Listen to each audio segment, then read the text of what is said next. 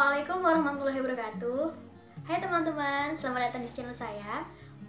Di sini saya akan melanjutkan materi IPS mengenai lingkungan rumah dan sekolahku kelas 3 semester 1. Nah, tujuan kita mempelajari materi ini kita dapat membedakan apa yang dimaksud dengan lingkungan alam dan apa yang dimaksud dengan lingkungan buatan.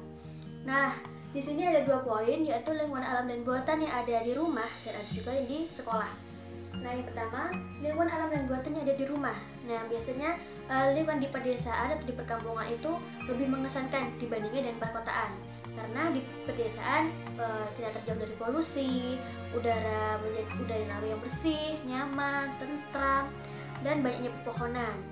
Sedangkan jika kita di lingkungan di perkotaan, di mana akan banyaknya polusi berasal dari udara, pembakaran sampah, limbah pabrik, bau dari sungai akibat pembuangan sampah sembarangan.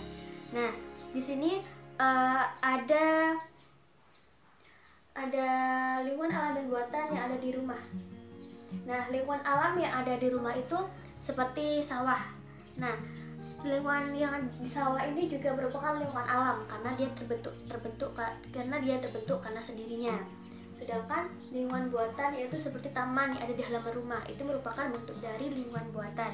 Karena lingkungan alam adalah lingkungan yang terbentuk karena proses dari dirinya sendiri atau dari faktor alam.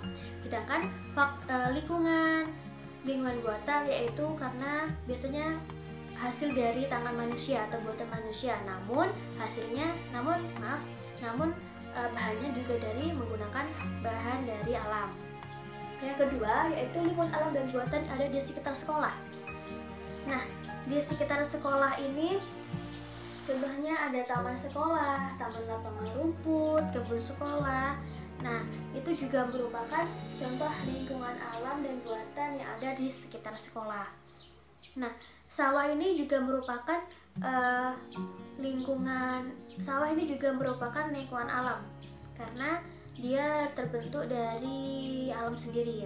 Nah, lingkungan alam di sekolah ini diantaranya seperti taman sekolah yang tadi saya sebutkan, itu karena terbentuknya karena sendirinya. Bisa juga disebut lingkungan buatan karena kita renovasi atau kita rubah bentuknya. Nah, yang kedua yaitu manfaat lingkungan alam dan buatan. Nah, manfaat lingkungan alam dan buatan. Lingkungan alam, manfaat dari lingkungan alam itu yang pertama kita dapat dijadikan sebagai sumber makanan. Seperti kita medianya sawah juga dapat menghasilkan sumber makanan.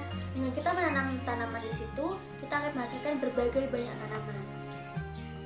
Terus yang kedua yaitu lingkungan buatan. Nah, lingkungan buatan itu seperti kita mendaur ulang, dengan kata lain. Seperti rumah kita digunakan sebagai tempat tinggal, ataupun seperti pakaian. Seperti yang kita gunakan, pakaian terbuat dari kain sutra, kain rajut. Nah, itu kan bahan dasarnya terbuat dari alam, seperti ulat bulu. Nah, ulat bulu itu kan dari alam. Seperti apa lagi ya? Nah, seperti misalnya baju juga termasuk dari proses lingkungan buatan. Nah, semoga teman-teman dapat memahami dari materi yang saya sampaikan dan dapat dipahami. Kurang dan lebihnya saya mohon maaf. Saya akhiri, wassalamualaikum warahmatullahi wabarakatuh.